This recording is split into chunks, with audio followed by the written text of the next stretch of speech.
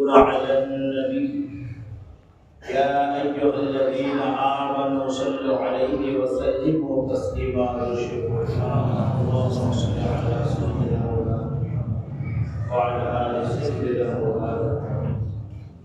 قال الله تعالى في كلامه المجيد والفرقان الحميد. بسم الله الرحمن الرحيم.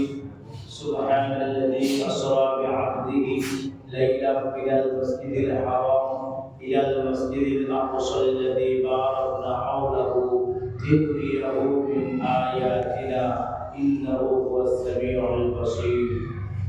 صدق الله العلي العظيم.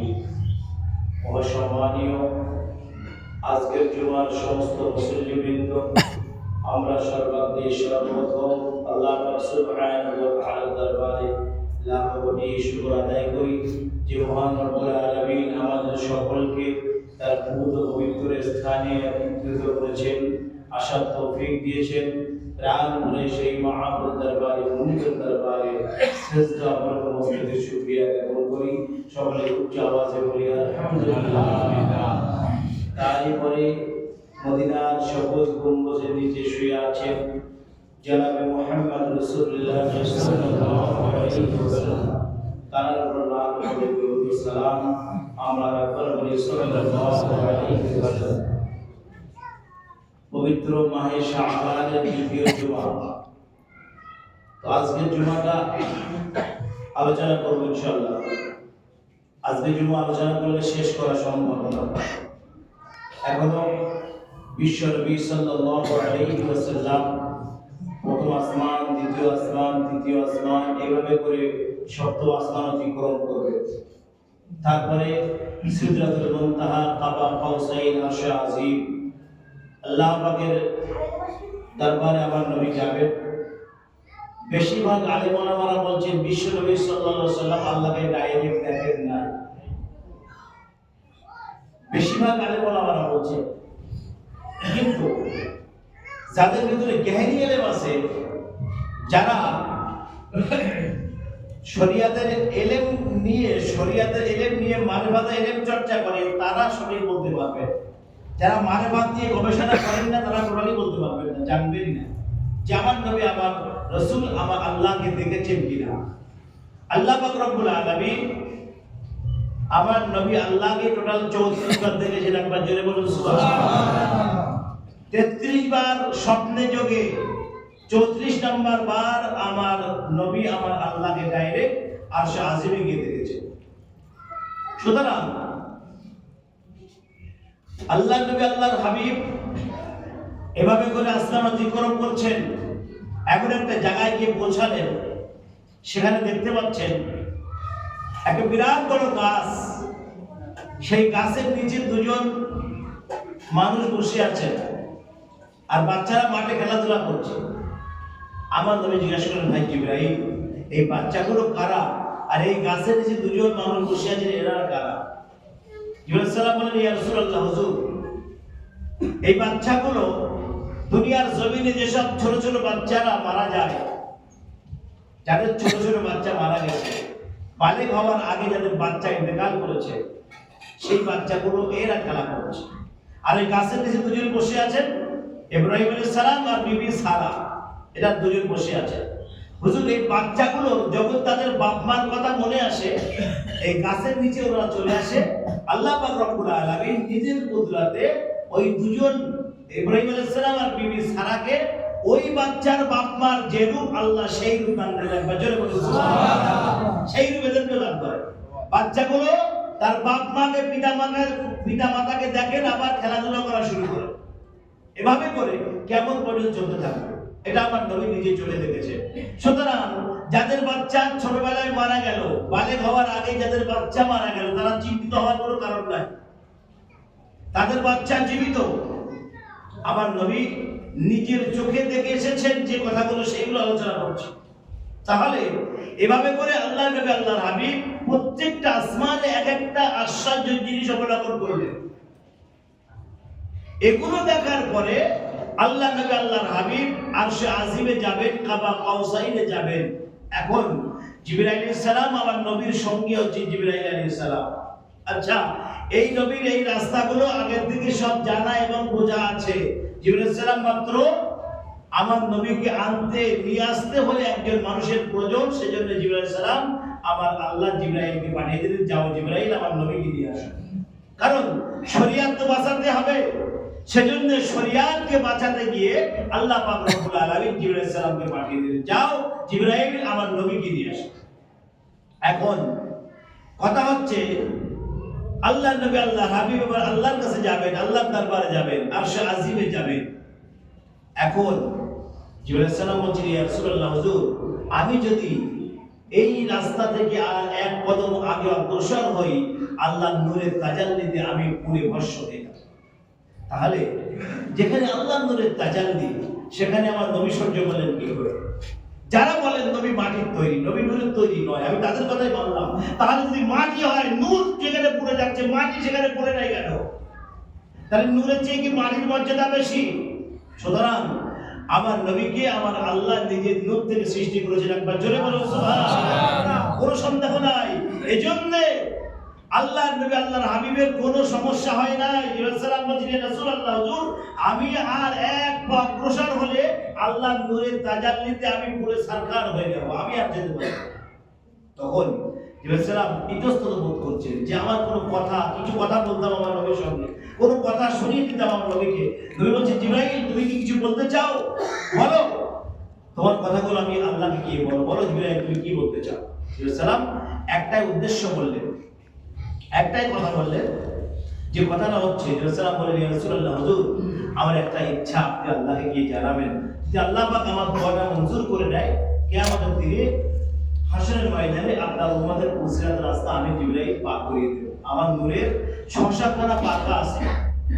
সবচেয়ে বড় ফেরেশতা জিবরাইল আলাইহিস সালাম, ফেরেশতাদের লিডার সরদার জিবরাইল আলাইহিস সালাম, যিনি যারা দায়িত্ব সমস্ত নবীদের কাছে পেগাম পৌঁছানো, আল্লাহর হুকুম পৌঁছানো। সমস্ত নবী ১,২৪,০০০ আদম আলাইহিস সালাম থেকে কি মুহাম্মদ সাল্লাল্লাহু আলাইহি ওয়াসাল্লাম পর্যন্ত যত নবী রাসূল দুনিয়ার জমিনে এসেছিলেন, সবার কাছে জিবরাইল আলাইহিস সালাম গিয়েছেন, সবার কাছে গেছেন, প্রত্যেকটা নবীর কাছে তিনি গেছেন। আল্লাহর পেগাম তাদের কাছে পৌঁছানো, আল্লাহর চিঠি তাদের কাছে পৌঁছানো, এটাই জিবরাইল আলাইহিস সালামের ডিউটি ছিল। এখন জিবরাইল আলাইহিস সালাম বলেন, হুজুর এই কথাটা আপনি আল্লাহকে গিয়ে বলবেন, যদি আল্লাহ পাক মঞ্জুর করে নেন, আল্লাহ পাক যদি কবুল করে নেন, তাহলে কিয়ামতের দিনে হাসরের ময়দানে আপনার উম্মতকে আমি জিবরাইল আমার নূরের ৬-৭খানা পাকা আছে, এই পাকার উপরে বসে আমি সবার পুরসিরাত পার করি। যা নজরের কথা আপনার আল্লাহকে দিয়ে বলি। আল্লাহ নবী আল্লাহর হাবিব ওখানে অনেক কিছু পাঠ করলেন, অনেক দোয়া দরুদ পাঠ করলেন, আত্তাহিয়াতু পাঠ করলেন। ওখানে আত্তাহিয়াতু পাঠ করার পরে আল্লাহ পাকের দরবারে আমার নবীর সালাম পৌঁছানো, আল্লাহ পাক খুশি হলেন। সমস্ত সব কথাগুলো আমার নবীর তারিফ আমার আল্লাহ বড় খুশি হয়ে গেলেন, আল্লাহর বড় ভালো লাগলো। এখন আল্লাহ পাকের দরবারে আমার নবী যাচ্ছেন।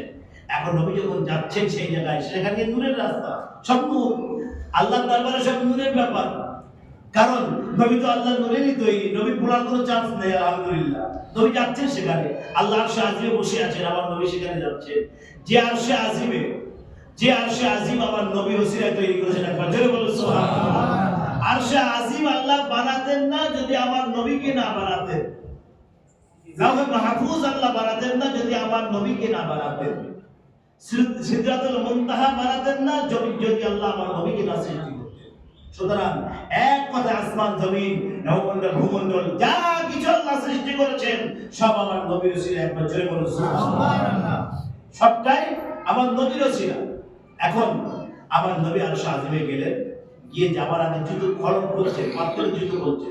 কারণ আমার নবীর মনে আছে আল্লাহ পাক রব্বুল আলামিন নবী মুসা আলাইহিস সালামকে ধমক দিয়েছিলেন, ও মুসা তুমি আমার সঙ্গে কথা বলতে আসছো, জুতো পাই দিয়ে আসছো, জুতো খুলে আসো। ফাকলা নালাইক ইন্নাকা বিওয়াদিল মুকাদ্দাস তুয়া, ও মুসা তোমার পায়ে জুতো খোলো, তোমার রবের সঙ্গে তুমি কথা বলবে, দেখা করবে, তুমি জুতো পাই দিয়ে আসছো, জুতো খুলে আসো। মুসা আলাইহিস সালাম জুতো খুললেন। মুসা আলাইহিস সালাম জুতো খুলে আল্লাহর সঙ্গে কথা বলতে, আল্লাহকে দেখতে পান নাই। মুসা আলাইহিস সালাম আল্লাহকে দেখতে পায় নাই। আল্লাহ বলেন ক্বাল লান তারানি, তুমি আমাকে দেখতে পাবে না মুসা।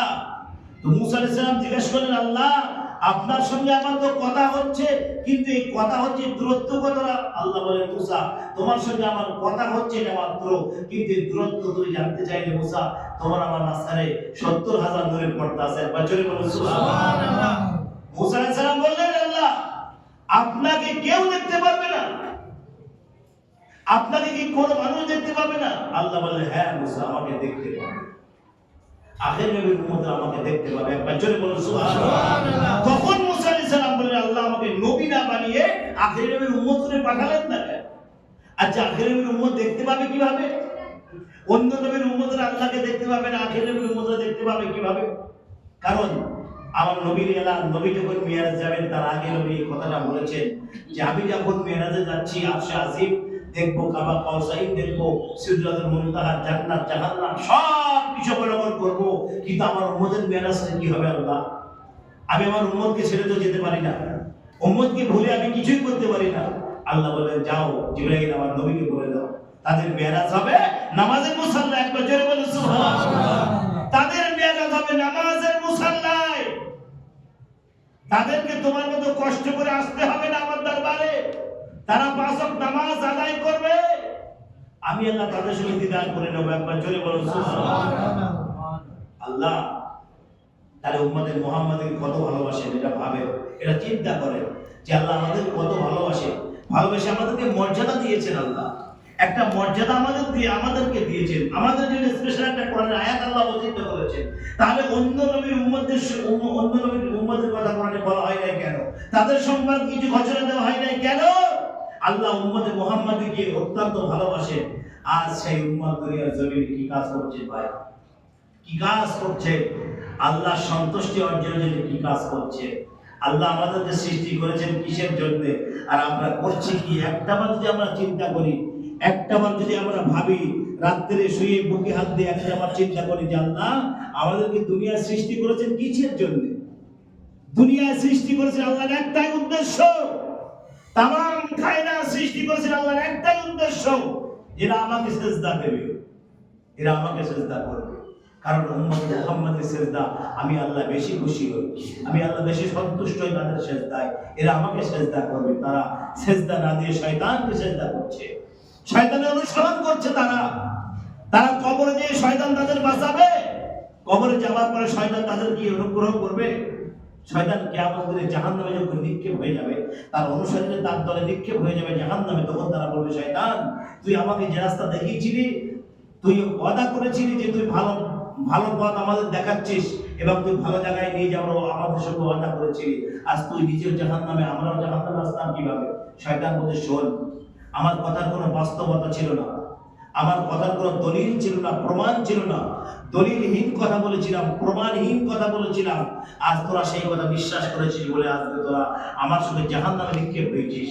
কিন্তু যারা আল্লাহর পথ অনুসরণ করেছে, আল্লাহ নবীর পথ যারা অনুসরণ করেছে, তারা গোমরাহী হয় নাই, পথভ্রষ্ট হয় নাই।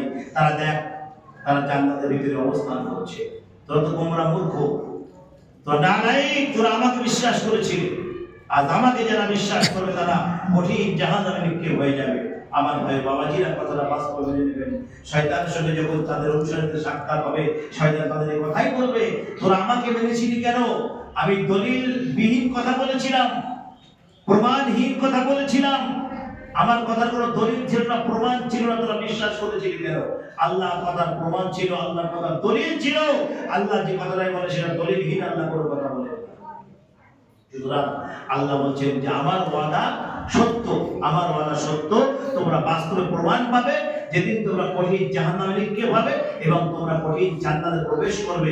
সেই জান্নাতে প্রবেশ করার পরে আমার ওয়াদা আমি আল্লাহ তোমাদের মনে করিয়ে দেব। একবার জোরে বলুন সুবহানাল্লাহ। আমার ওয়াদা কি ছিল? তোমরা হারে হারে টের পাবে, জান্নাতে যারা প্রবেশ করবে তারা হারে হারে বুঝতে পারবে যে আমি আল্লাহ আমার ওয়াদা কি ছিল, আমি আল্লাহ আমার ওয়াদা তোমাদের সঙ্গে কি করেছিলাম, কি ওয়াদা করেছিলাম। তোমরা কোরআন পড়ো নাই, কোরআন পড়ো, কোরআন ফলো করো, কোরআনের মানে মতলব বোঝো, কোরআন কি বলছে তোমরা সেটা শোনো। যদি কোরআনের কথা বুঝতে চাও তাহলে আল্লাহর কথা বোঝার চেষ্টা করবে, যদি কোরআন না বোঝো আল্লাহর কথা বোঝার চেষ্টা করবে না। কারণ আল্লাহ পাক কোরআন শেখার জন্য প্রত্যেকটা নরনারীকে ইঙ্গিত দিয়েছেন, এলেম হাসিল করা ফরজ, যতটুকু সে আল্লাহকে চিনতে পারে। ইলম হাসিল করা প্রত্যেকটা নর নারীর জন্য ফরজ। এই ফরজ করেছেন আমার আল্লাহ, কারণ তারা যেন আল্লাহকে চিনতে পারে, আল্লাহকে খুঁজে পেতে পারে, নবীকে খুঁজে পেতে পারে, এই জন্য আল্লাহ ইলম হাসিল করা ফরজ করেছেন। আজকে যারা আমরা টাকার পিছনে দৌড়াচ্ছি, এইভাবে যদি ইলমের পিছনে দৌড়াতাম, আজকে মানুষ মূর্খ থাকতো না, প্রত্যেকটা মানুষ জ্ঞানী হয়ে যেত, প্রত্যেকটা মানুষ আল্লাহকে চিনতে শিখতো, নবীর চেনা রাস্তা তারা জানতো। সুতরাং আমরা শুধু টাকা পয়সা কিভাবে হবে, বিল্ডিং বালাখানা কিভাবে বানাবো, ব্যবসা বাণিজ্য আমরা কিভাবে উন্নতি করব, সব ঠিক আছে, তার মাঝখানে আল্লাহকে খোঁজ করো। আল্লাহকে তুমি কোথায় খুঁজে পাবে? আল্লাহকে খুঁজে পাও না। আল্লাহকে খুঁজে পাবে কেমন? নামাজের মুসাল্লা তো বিছাও না, তো আল্লাহকে খুঁজে পাবে কোথায় তোমরা? আল্লাহকে খোঁজ করো, আল্লাহকে খোঁজ করো, আমার নবীকে তালাশ করো। আল্লাহ বলছেন যারা আমার নবী অনুসরণ করলো, ইত্তেবা করলো, তারা আমার অনুসরণ করলো, ইত্তেবা করলো। যারা আমার নবীকে খুঁজে পেল, নবীকে যারা পাওয়ার রাস্তা অনুসন্ধান করলো, তারাই মনে করবে যে তারাই লাভবান, কোটিপতি তারাই। যারা নবীকে পেল না, আল্লাহকে পেল না, তারা কিছুই দুনিয়ার জমিনে পেল না। সুতরাং তারা যখন অন্ধকার কবরে তাকে শুয়ে রাখা হবে, যখন তাকে জিজ্ঞাসা করবে মান রব্বুকা মান নবিয়ুকা মান দীনুকা, সেই ব্যক্তি কি উত্তর দেবে? সে কি ভাবে না দুনিয়ায় একটু পরে আমার মৃত্যু হয়ে যেতে পারে, একটু পরে আমি কবরে যেতে পারি, সেখানে আমি কি জবাব দেব? সেখানে কি আমি ফেরেশতা জিজ্ঞাসা করব মান রব্বুকা মান নবিয়ুকা মান দীনুকা, আর বিশ্ব বিশ্বস্তারের ছবি দিয়ে বলা হবে মান হাযা রাজুলা, এই ব্যক্তি সম্পর্কে তোমার ধারণা কি? সেখানে আমি কি জবাব দেব, কি উত্তর দেব? সেখানে উত্তর দিতে পারলে তুমি বেঁচে গেলে, উত্তর না দিতে পারলে তোমার সেই খারাপ দিন তুমি জীবনে কোনোদিন চলে দেখতে পাবে না, তুমি সেই দিনের কথা জীবনে ভুলবে না। উত্তর দিতে পারলে মুসলমান রেহাই পেলে, উত্তর না দিতে পারলে তুমি সেই দিনের কথা কিয়ামত পর্যন্ত বলতে পারবে না। সে তোমার সঙ্গে কি ব্যবহার করবে? সে আল্লাহর অনুসরণ করবে, সমস্ত ফেরেশতা মণ্ডলী আবার আল্লাহর অনুসরণ করবে, আল্লাহর কথা মানবে।